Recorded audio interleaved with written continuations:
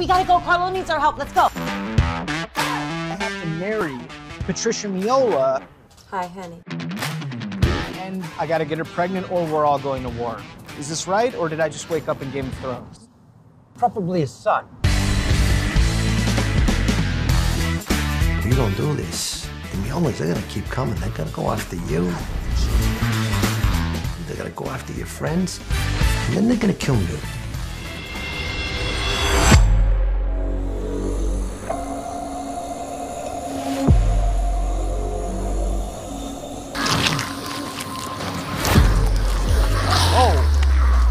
Hi, how are you?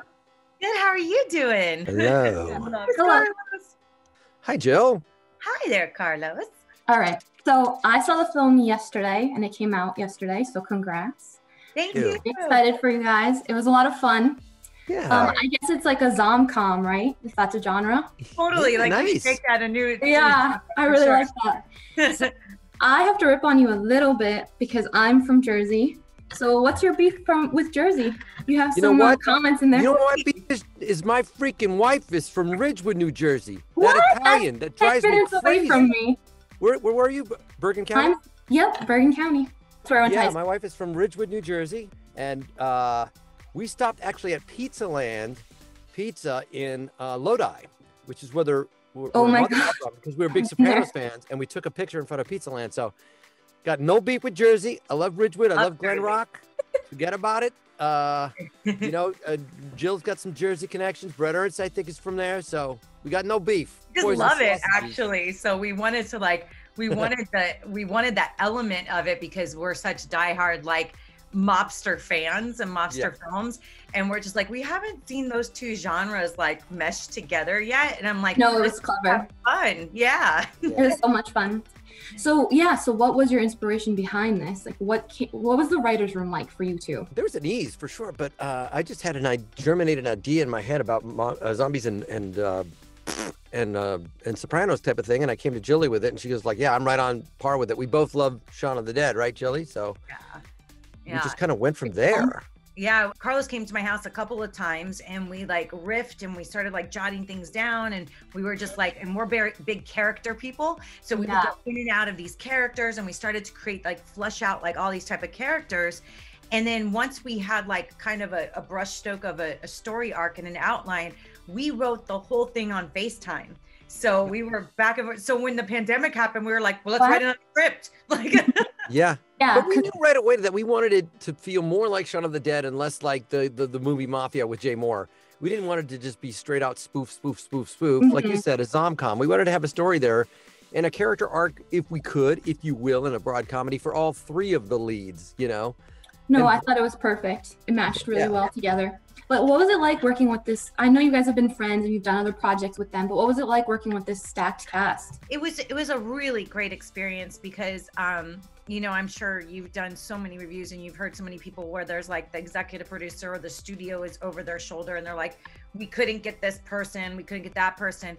And because Carlos and I were from the ground level up, and then even going up and having Carlos and his wife executive produce the film, which was out of nowhere for me, but you could see Carlos's wheels turning because we had such great feedback on this script that people were like, this is fun, this is great. And then we had some people interested in buying, and when he stepped up as executive producer, me as his co-writer and co-producer was like, oh my God, we're gonna get everybody we want, because we were like, these are our friends, and it's a dream team for sure. Carlos, go ahead. Yeah, talk about how we. Yeah, and that includes the behind the scenes people, because Greg Armstrong is a really dear friend, and he did so much work with locations and building and art decoration, and Andy was a friend too. So not just the cast that's in front of the camera, but the behind the scenes people were also friends as well. And so we needed that because it's a 15-day shoot. Some days got rained out. We lost some actors, had to switch out other actors. Jilly pulls in Brett Ernst. She calls Monique in Australia. And there was just little serendipitous moments like that where we were able to pull in friends that Maurice LaMarche came in because I originally had another actor, but we work out at the gym together.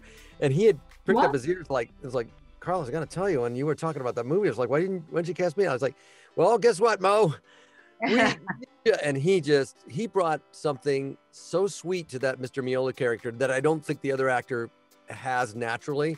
And so everything serendipitously with Maurice LaMarche and even Ben Begley Jr., who's the hunter, Thorns at the beginning. Oh, okay. I have to say Ben is the whole reason I know Andy Palmer, because I met Andy through Ben's web series with his wife, Renee Dorian, called Clueless. It was a web series. So Ben was just a last minute switch. Darren Mangler, who played one of the bodyguards, was supposed to be the hunter, but we flipped him and we just kept moving. They were movable parts. They were potato heads, as they call them now, right? And we just kept switching them. I love to keep using that word serendipitous. That's my favorite word, actually. So, and I believe that things happen for a reason. Yeah, absolutely. But I do want to ask you, so I know yesterday was also the 20th anniversary of Fairly OddParents. You're the worst, Speckles! That's right. What a day! Oh my God. TV Tutor! Okay, so I have to tell you, when I was younger, I always wanted to know that the voice actor who played Mr. Crocker, if you would have those actual outbursts in real life. Oh, I always wanted to know. Where are my keys, mother? Yes. I told you girls to be quiet, quiet! That's amazing. I can't believe that. Yeah. They can't stand traffic. He's one of my favorite characters, so great to actually be having this conversation. Sometimes I get that My Shiny Teeth and Me song stuck in my head randomly. My shiny teeth that twinkle just like the stars in space. My shiny teeth that sparkle and beauty to my face. Just so you know.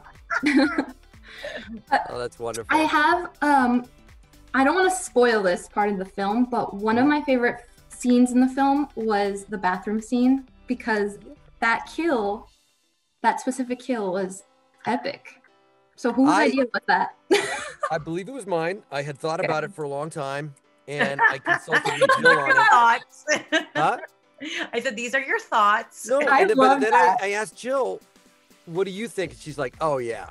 Oh yeah. So that was what was beautiful about our kind of collaboration, is that either one of us could think of an idea individually and we'd bounce it off each other. And most of the times it's like, yeah, we could do that. And then we thought of big ideas and Eddie goes, you don't have the budget to do that. But I knew that Jim Ojala loved to come up with new gags. Jim Ojala directed the movie Strange Nature, which is a wonderful film. I was part of in Minnesota.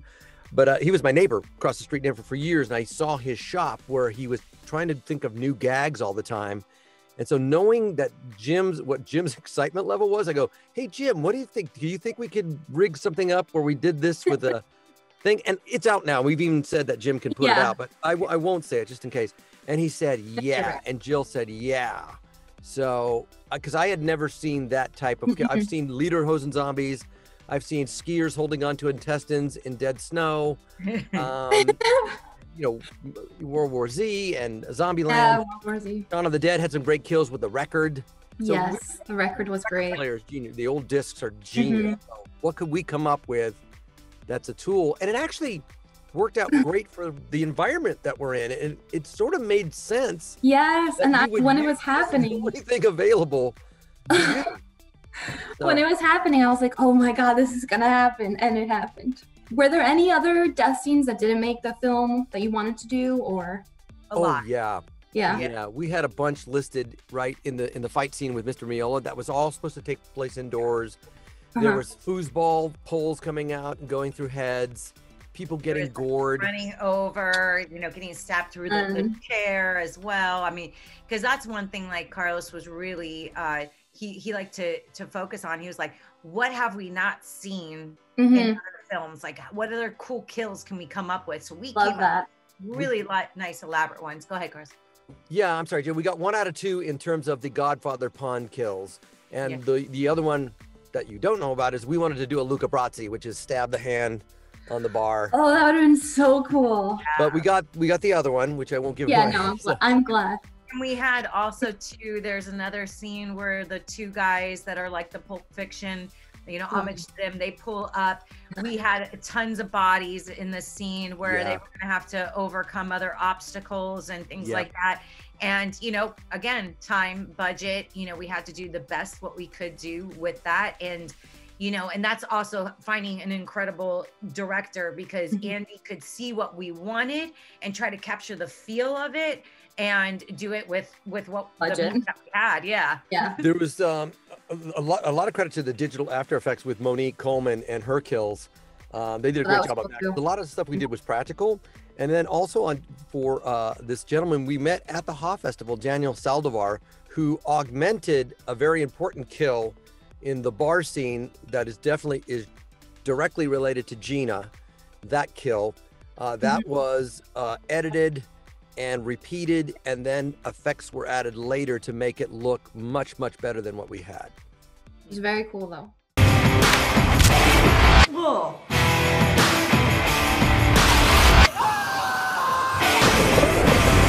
Here's your shine box.